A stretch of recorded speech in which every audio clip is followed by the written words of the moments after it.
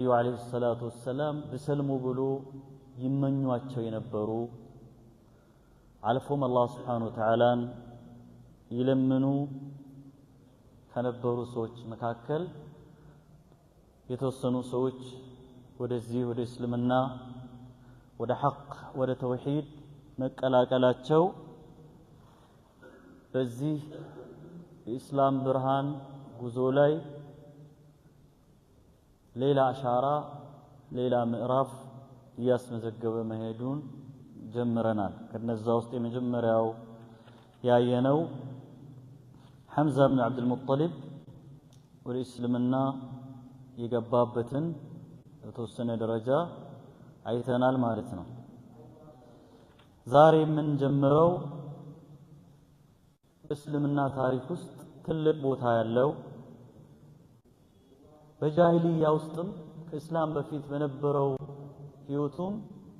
የተከበረ ትልቅ ቦታ ያለው ታላቅ ሰው እናያለን። እሱም ማን ነው? ዑመር ኢብኑ ኸጣብ እናያለን። ዑመር ኢብኑ ኸጣብ በጃሂልያ ውስጥም ትልቅ ቦታ የነበረው የሚፈራ የሚከበር ማንም ደፍሮ የማይናገረው ታላቅ ሰው የነበረው ዑመር። የዑመር ታሪክ በአንድ ቀን ደርስ የሚያልቅ አይደለም። ብዙ ቮሊዩም የሚወጣው ከውልደቱ እስከ ህልፈቱ ድረስ ያለውን እኒ ብንል ብዙ ጊዜ ነው የሚወስደው። እያንዳንዱ ምዕራፍ ለሰው ልጆች ጠቃሚ የሆኑ አስተማሪ የሆኑ ታሪክ መዝግቧቸው ያለፉ በርካታ ገድሎች አሉት። ወደ እስላም ከመምጣቱ በፊት ዑመር ኢብኑ ኸጣብ አባቱ በጣም ከመወዳቸው ከልጆቹ በተለየ መልኩ እንደሚወደው የቤተሰቡን ኃላፊነት ጭምር ሰጥቶት እንደነበርና የቤተሰቡን ንብረት የመጠበቅ ግመሎቹን የመንከባከብ የመጠበቅ ኃላፊነት የተሰጠው ነው ዑመር ኢብኑ ኸጣብ። በልጅነቱ ከአቻዎቹ በተለየ መልኩ የሚፈራ የሚከበር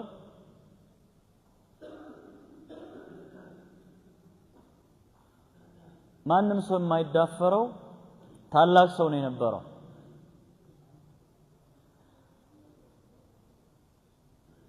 ወደ እስልምናም ቶሎ አልመጣም። ልክ ቀደምት ከመጡት እንደነ አቡበክር እንደነ ዓሊ እንደነ ዑስማን سعد بن أبي وقاص سعيد بن زيد የመሳሰሉት ሰሃቦች ወደ እስላም ሲመጡ ቶሎ አልመጣም። በጣም ተፈጥሮ ጠንካራ ነበር። ቶሎ እጅ የማይሰጥ የማይሸነፍ የማይንበረከክ የሆነ ሰው ነው የነበረው ዑመር ኢብኑ ኸጣብ። ነብዩ አለይሂ ሰላቱ ወሰላም ዱዓ ያደርጉ ነበር እናየዋለን። አላህ Subhanahu Wa Ta'ala ይህንን ዲን መቼም ለዚህ ለእስላም ብዙ ሰው ነው የሚያስፈልገው። በእውቀት ያለው ሰው ያስፈልገዋል። የተፈጥሮ እውቀት ያለው ሕክማ ጥበብ ያለው ብልሃት ያለው ሰው ያስፈልገዋል። ሀብት ያለው ሰው ያስፈልገዋል። ጦር የመምራት ብቃት ያለው ሰው ያስፈልገዋል። ጀግና ሰው ያስፈልገዋል። የማህበረሰብ ስብጥር ስለሚያስፈልገው የሆነ ቦታ ላይ ጉለት የሆነ ሰው እንደሚጎለው ረሱላህ ሰለላሁ ዐለይሂ ወሰለም ሴንስ ያድርጉ ነበር። ለዛ ምን ይሉ ነበር? اللهم أعز الإسلام بأحب الرجلين إليك أملاكي هوي إن دين الإسلام أتنكروا فأنت زند كولتو توداج بهنا سو كولت سوج أنت بمتودو بمردكو سو ينن اسلمنا أتنكروا ሁለቱ በማህበረሰቡ ውስጥ በጣም የሚፈሩ የሚከበሩ እነሱ ያሉትን ሰው የሚሰማቸው ሰዎች ነበሩ አንዱ ዑመር ኢብኑ ኸጣብ ነው ሌላኛው عمرو بن هشام ነው عمرو بن هشام ማለት አቡ ጀሃል ማለት ነው አቡ الحكم ነው ድሮ ስሙ ሰሃቦች ያወጡለት ግን አቡ ጀሃል ነው የማህይምነት አባት ማለት ነው አላህ አቡ ጀሃልን አልመረጠም አቡ ጀሃልን ለጀሃነም አደረገው ዑመር ኢብኑ ኸጣብን ግን ለጀነት አድርጎት ለነብዩ አለይሂ ሰላቱ ወሰለም ሱህባ አላህ መረጠው ማለት ነው ዑመር ኢብኑ ኸጣብ በጃሂልያ ዘመን በጀግንነቱ ልክ እንደምታወቁሉ በትሁትነትም አንድ ሰው ሁለት ተቃራኒ ነገሮችን አንድ ላይ ሊይዝ አይችልም በጣም ጨካኝ ነው በዛው ልክም ደግሞ በጣም ሩህሩህ አዛኝ የሆነ ሰው ነው ዑመር ኢብኑ ኸጣብ በጣም ጀግና ወደ ኋላ የማይል ሰው ነው በዛው ልክም ደግሞ ልቡ በጣም የሚራራ በቀላልም የሚሸነፍ ሰው ነው በአንድ በኩል የሚያሳዝነው ነገር ሲከሰት ማለት ነው ዑመር ኢብኑ ኸጣብ የሰለመበት ወቅት ምናልባት ሌላ ሂስትሪውን በሌሎች በተለያዩ አጋጣሚዎች ወደፊት እያየን እንሄዳለን ዑመር ማለት ከሰለመበት ሰዓት ጀምሮ እስላም ጉዞ ሺፍት ነው ያደረገው ከአንዱ ምዕራፍ ወደ ሌላ ምዕራፍ ነው የተሸጋገረው እናየዋለን ረሱል አለይሂ ሰላም ዘንድ ተለይቶ አያውቅም ረሱል አለይሂ ሰላም በህይወት ዘመን እያሉ ሁለቱ ሰዎች ሁሉ ጊዜ ይዘክሯቸዋል كنت انا وابو بكر انينا ابو بكر عمر انينا ابو بكر عمر انينا ابو بكر عمر ይሉ ነበር ረሱል ሰላም አይለዩም እነዚህ ሰዎች ማለት ነው ከረሱል ሰላም ተለይቶ አይታወቁም አማካሪዎቻቸው ናቸው የሹራ ምክር ቤት አባላት ናቸው እነዚህ ዋንኛ አማካሪዎች ናቸው ዑመር ኢብኑ ኸጣብና አቡበክር ሲዲቅ ማለት ነው ረሱል ሰላም በህይወት እያሉ ብዙ መከራዎችን ተጋፍጦ እስላምን ተከላክሏል ቀጥ ብሎ ቆሞ እንዲሄድ አድርጓል ረሱል ሰላም ሲሞቱም ከአቡበክር ጎን ቆሞ ብዙ ወደሎችን ብዙ ኃላፊነቶችን ተወጥቷል የአቡበክር አማካሪም ጭምር ነው የነበሩት حتى አቡበክር ሞት ሲመጣባቸው ጠቁሞ ያለፉት ሰው ቢኖር ዑመር ኢብኑ ኸጣብ ነበሩ ምንም እንኳን በእስልምና ረሱል ሰላም ሲሞቱ ዳይሬክትሊ እከለ ነው ብሎ ሹሙ አላለፉም ጥቆማዎች አሉ አመላካች ነገሮች ቢኖሩም ማለት ነው አቡበክር ግን ዑመርን በግልጽ ነው ፕሮፖዝ ያደረጉት በግልጽ ማለት ነው ማንንም አልተካለፈባቸውም ዑመር ኢብኑ ኸጣብ በኺላፋ ዘመናቸው ከአቡበክር ቀጥሎ ኸሊፋ የሆኑት እሳቸው ናቸው ታላላቅ ሀገራትን በእስላም ግዛት ውስጥ እንዲገባ አድርገዋል ከተላላቅ ጀግኖች ሰሃቦች ጋር በመሆን ከነማን ከነ ሰዓድ ኢብኑ ወቃስ ጋር ከነ አቡ ዑበይዳ ጋር በመሆን ሌሎችም ታላላቅ ከነ ቃዕቃዕ ኢብኑ ዐምር ጋር በመሆን የጦር አመራሮች ናቸው እነዚህ በዛን ዘመን እነ ዙበይር ኢብኑ ዐዋም ጋር በመሆን እስከ ኢራቅ እስከ ፐርሺያ ድረስ እስላም እንዲሄድ فلسطين ምድር ቁድስን ከፍቶ ቁልፍን ሄዶ ተረክቦ እስከ ማለት ድረስ ሄዷል ዑመር ኢብኑ ኸጣብ በሳቸው ግዛት ዘመን ወይ ማስተዳደር ዘመን እስላም በጣም ከፍተኛ ትልቅ ደረጃ ላይ የደረሰበት ብዙ ማህበረሰብ ወደ እስላም የተቀላቀለበት ታሪክ እናያለን ጀስቲሳቸውን ፍትሃቸውን ለብቻው እናያለን አዳዲስ አሰራሮችን ዲዋን በማዘጋጀት ስታቲክስን በማዘጋጀት ፍርድ ቤትን በማቋቋም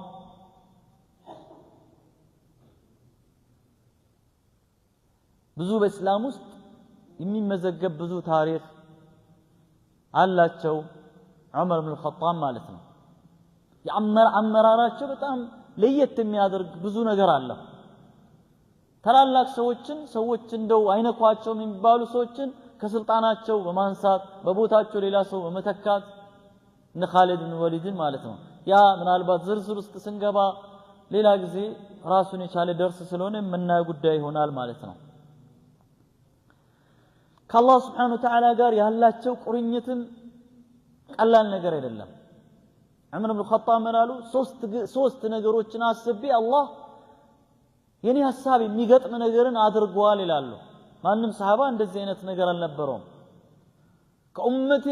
ወህይ የሚመጣለት ሰው ቢኖር ኖሮ አሉ ከኔ በኋላ ዑመር ነበር የሚመጣለት ብለው ረሱል ሰለላሁ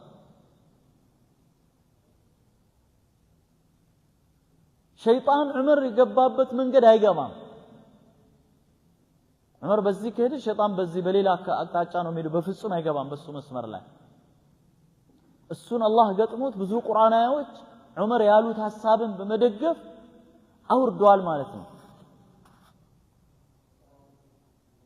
በጣም ብዙ ለየት ያሉት ብዙ ነገሮች አሉት ዑመር ኢብኑ ኸጣብ። እነዚህ ነገሮችን አንድ በአንድ ብናያቸው እጅግ በጣም አስተማሪ፣ እጅግ በጣም ማራኪ፣ እጅግ በጣም ብዙ ከውስጡ ብዙ የሚወጡ ትምህርቶች አሉ። ዑመር ኢብኑ ኸጣብ ሌሊት ቆሞ ነው የሚያድሩት። አላህን በመፍራት ከማልቀሳቸው የተነሳ ሁለት ጥቋቁር መስመሮች ፊታቸው ላይ አሏቸው። አንድ ቁርአን አያን ሲደጋግሙ من بعد صلاه العشاء الى الفجر አድሮ ያውቃሉ። አንድ ቁርአን አያን እየደጋገሙ አንድ ረክዓ ላይ ማታ ኢሻ በኋላ ቆሙ ፈጅር አዛን ብሎባቸው ያውቃል። ራሳቸውን ስትወድቁ ሁለት ሶስት ቀን ተኝቶ ሰዎች መጥቶ እስከጠይቋቸው ደርሶ ያውቃሉ ዑመር ኢብኑ ኸጣብ።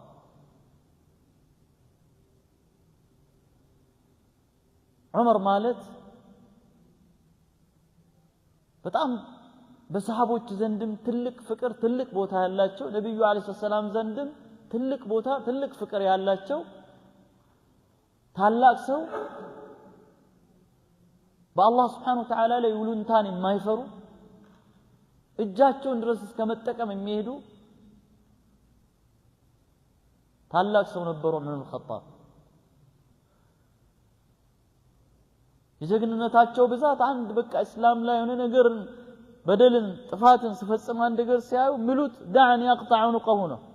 ተወኝ አንገቱን ልቁረጠው ነው ረሱል ሰላም ነው የሚያረጋጓቸው። ዑመር ኢብኑ ኸጣብ من المبشرين بالجنة الله በጀነት ካበሰራቸው ሰዎች ናቸው። ረሱል ሰላም ቤቱን ጭምር አይቶ የሱን ያንተን غير አይቼ ነው ገብቼ ላይ ያላየሁ ጀነት ውስጥ ያላየሁልህ አሉት። ገና ምድር ላይ የሄደ ህንጻው ቤቱ ጀነት ውስጥ ያለውን ነገር ረሱል ሰላም ያዩለት ሰው ነው ዑመር ኢብኑ ኸጣብ። ይህ ሰው እንዴት ነው ወደ እስላም የመጣ ነው ትልቁ ዛሬ የምናየው ማለት ነው። እንዴት ነው ወደዚህ እስላም የመጣው? ይሄ ሁሉ ትልቅ ቦታ የሚያክል ትልቅ ክብር ያለው ሰው ከአላህ Subhanahu Wa Ta'ala ጋር የሚያክል ግንኙነት ያለው ሰው ሸሂድ ሆኖ ምሕራብ ውስጥ ሰላት እያሰገደ ያለ ነው ተወክቶ የተገደለው። ታሪኩ ዛጋ ነው የሚያፈቃው። ይህ ሰው እንዴት ነው ወደ እስላም የመጣው? የመጀመሪያ وخلال هذا الجو الملبد بغيوم الظلم والعدوان رسول الله السلام هي عمر بن الخطاب الإسلامي يمتبس جزء أيرو بتعلم آية الله جزء نبرة زورها ولو يتعلم بت ጭንቅ በጭንቅ የሆነበት ረሱል ሰለላሁ ዐለይሂ ወሰለም በሰለሙ ሰዎች ላይ የሚደርሰው ግፍ በደል የበደል ጽዋ የሞላበት ጊዜ ነው የነበረው። ሰው ልጅ መቋቋም ከሚችለው በላይ የሆነ ተጨባጭ የሆነበት ሁኔታ ነው የነበረው። أضاء برق آخر أشد بريقا وإضاءة من الأول በዚህ ሰዓት ነው ይህ ትልቅ ብርሃን ትልቅ የብርሃን ነጎድጓድ ከሌላ አቅጣጫ የፈነጠቀው ቀደም ብሎ ከነበረው በተሻለ መልኩ ማለት ነው። የሐምዛ መስለምን ባለፈው አይተናል አይደል? ራሱ ሌላኛው ምዕራፍ ነው የሐምዛ ኢብኑ አብዱል ሙጠሊብ መስለም። ሁለቱ በጣም ትልቅ ታሪክ ትልቅ ገድል በማህበረሰባቸው ውስጥ ትልቅ ቦታ ያላቸው እንደማንኛውም ሰው የሚደፈሩ ያልነበሩ ሰዎች ናቸው ይህ ትልቅ ብርሃን የብርሃን ጎህ የፈነጠቀው በመንደነው አላ وهو اسلام عمر ابن الخطاب عمر بن الخطاب بمسلمه ነው اسلم في ذي الحجه سنه 6 من النبوه ቆይቶ ነብያቸው አይደል ነብይ ሆኖ ነብዩ አለይሂ ሰላቱ ወሰለም ከተላኩ ከ6 አመት በኋላ ነው ዑመር የሰለሙት እና አቡበክር የመጀመሪያው ቀን ዳዕዋ ላይ ነው አይደል የሰለሙት እና ዑስማን እና አሊ እና ሰዓድ ብን አቢ ወቃስ እና ሰዓድ ብን ዘይድ የመሳሰሉት ቀድሞ ነው የሰለሙት ዑመር ብን ኸጣብ ግን ቀላል ሰው አይደለም በቀላል የሚሸነፍ በቀላል እጅ የሚሰጥ ሰው ስላልሆነ 6 አመት ነው የፈጀበት መቼም የአላህ ቀንም አለ አይደል አላህ እኮ ያው ለራሱ የከተበው ቀን አለ ያምኑ ግን የዑመር ብን ኸጣብም ተፈጥሯዊ ቁመናው ይሄ እንቢተኝነቱ ዒናዱ ከማንም በላይ ነበር وكان النبي صلى الله عليه وسلم قد دعا الله عز وجل قد دعا الله تعالى لإسلامه فقد أخرج الترمذي عن ابن عمر وصححه وأخرجه الطبراني عن ابن مسعود وأنس أن النبي صلى الله عليه وسلم قال اللهم أعز الإسلام بأحب الرجلين إليك بعمر بن الخطاب أو بأبي جهل ابن هشام فكان أحبهما إلى الله عمر ابن الخطاب رضي الله عنه وارضاه صلى الله عليه وسلم دعاء درقوا نبر يا الله إسلام يا ودي إسلام سو سمتا زرات ليم ሶሻል ስታተሱን አትለይም ከደካሞች ነው ከተንካሮች ነው ከላይኞች ነው ከታችኞች ነው ከዚህ ነው ከዛ ነው ከባሪያ ነው ከነፃው ከሁር ነው በላተልን በብዛት ወደ እስላም ቀድሞ የመጡት እነዚህ ሰዎች ቢሆኑም በመሃል ላይ ጠንካራ ሰዎች አሉ እና አቡበክር ቀላል ሰው አይደለም አቡበክር ነጋዴ አዋቂ ሰዎች አጠገቡ መጥቶ ወሬውን የሚያደምጡት ሱለጋ ለመቀመጥ በቃ የሆነ ስታተስ የሚያስፈልግ ዑስማን ቀላል ሰው አይደለም ተከበረ ሰው ትልቅ ቦታ ያለው ዑስማን ብን አፋን ማህበረሰቡ ዘንድ ሆኖም ግን ጥቂቶች ናቸው እነዚህ ጠንካራ በማህበረሰባቸው ዘንድ የሚፈሩ ማንም የማይደርስባቸው ጥቂቶች ናቸው ለዛ ረሱል ሰለላሁ ያ አላህ አንተ በምትወዳቸው እነዚህ ሁለቱ ሰዎች መካከል በአንደኛው ይሄንን ዲንህን አጠንክር አቅም ስጠው ያስፈልጋል እኮ አንድ ማህበረሰብ ውስጥ ሁሉም ሰው እኩል አቅም የለውም ያንዳንዱ ሰው እዛ ማህበረሰብ ውስጥ መጨመር ወደ ሌላ ምዕራፍ ያንን ማህበረሰብ ያሸጋግራል በእስላም ውስጥም ይህ ነው በዑመር ብን ኸጣብ እስልምና ውስጥ ምናየው ይሄ ነው አላህ Subhanahu Wa Ta'ala ዘንድ ተወዳጅ ሆኖ የተገኘው ማን ነው ዑመር ኢብኑ አልኸጣብ ናቸው ማለት ነው وبعد إدارة النظر في جميع الروايات التي رويت في إسلامه يبدو أن نزول الإسلام في قلبه كان تدريجيا عمر بن الخطاب اسلمنا كبزو أقطاጫ كبزو ዘገባዎች ስንፈትሽ ስንገመግም እስልምና ባንዴ ዘው ብሎ ቀልቡ ውስጥ አልገባም በጊዜ ሂደት ነው ውስጡ የገባ ይሄደው ولكن እንዴት ነው የሚገለጸው ምንት ባህሪ ነው ያለው ከሰዎች ጋር የነበረው መስተጋብር ምንድን ነበር የሚለውን እስኪኒ كان رضي الله عنه معروفا بحدة الطبع ጸባዩ በጣም የሰላ ነው ዝም ብሎ ራፍ ሰው አይደለም ከባድ ነው وقوة الشكيمة አያያዙ ብርቱ ነው وطالما لقي المسلمون منه ألوان الأذى مسلموች ከሱ የመከራ አይነቱን የደረሰባቸው ሙስሊሞችን በማሰቃየት ተወዳዳሪ የሌለው ሰው ነበር ዑመር ኢብኑ ኸጣብ والظاهر أنه كانت تصطرع في نفسه مشاعر متناقضة كجزي بوالا السبرساتشو ينقاچو سميتوች ውስጡ ላይ ይመላለሱ እንደነበሩ ብዙ የሚገልጹ ብዙ አመላካች የሆኑ ነገሮች አሉ ማሳያዎች አሉ ወጥውን ያቋም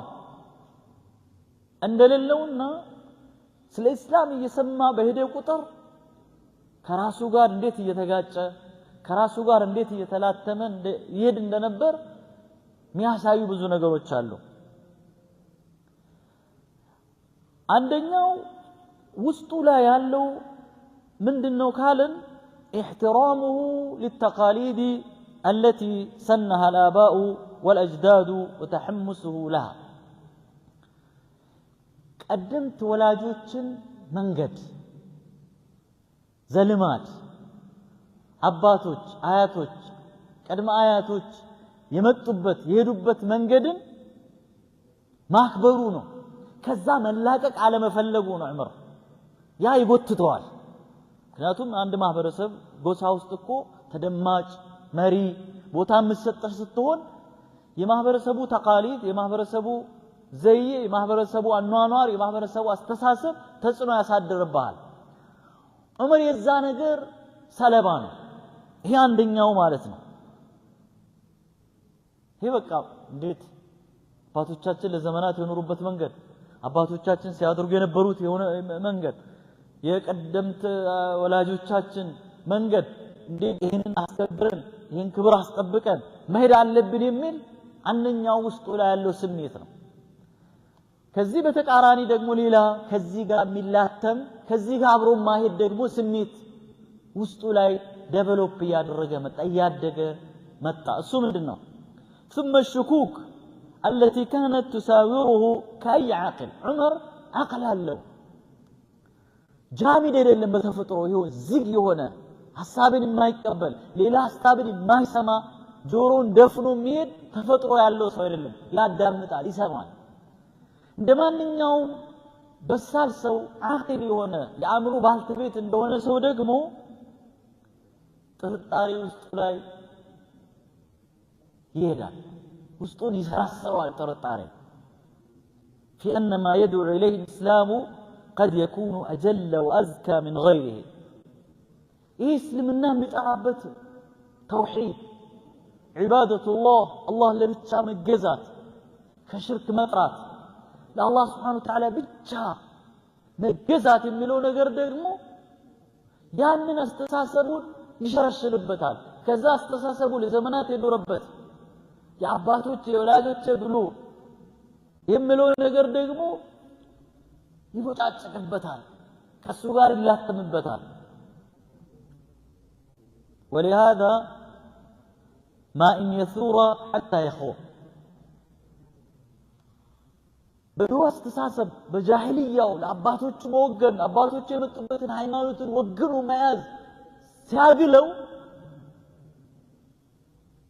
በቃ ወደ አብዮት እንዲገባ ወደ እርምጃ እንዲገባ እነዚህ እስላም የሚባሉ ሙስሊሞችን ላጥፋ ብሎ ሲነሳ ያ ውስጡ ላይ የተሸረሸረ ውስጡን እየሸረሸረ የረበሸ የሚሄደው እስልምና አስተምሮት አስተሳሰብ ደግሞ ያንን ያበርድበታል ምን ሆነ ማለት ነው ይገላል ወደ አቅሉ ሲመለስ ደግሞ ይቀዘቅዛል ان يثور ثم يخور عمر በዚህ አይነት ሁኔታ ውስጥ ነው መጨረሻ አመታትን ማሳለፍ የጀመረው وخلاصة الروايات مع الجمع بينها في إسلامه أنه التجأ ليلة إلى المبيت خارج بيته عندك هي ربشة سلام النساء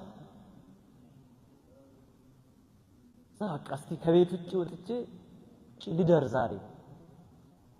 سولي جان لان لقزي هي اعتكاف وطو كراس قابتها ماورات يتأمونا قزي تفكير ማስተንተኛ ጊዜ በጣም ወሳኝ ነው ለሰው ልጅና ዛሬ ከቤት ልውጣና ውጪ ሊደር ብሎ ወጣ ከቤት ነው ወደ መራቸው አቅጣጫ ሄደ ራሱን የታገኛል فجاء الى الحرم ወደ حرم ነው የመጣ ودخل في ستر الكعبة كعبة مجراج قالوا زاسر قبا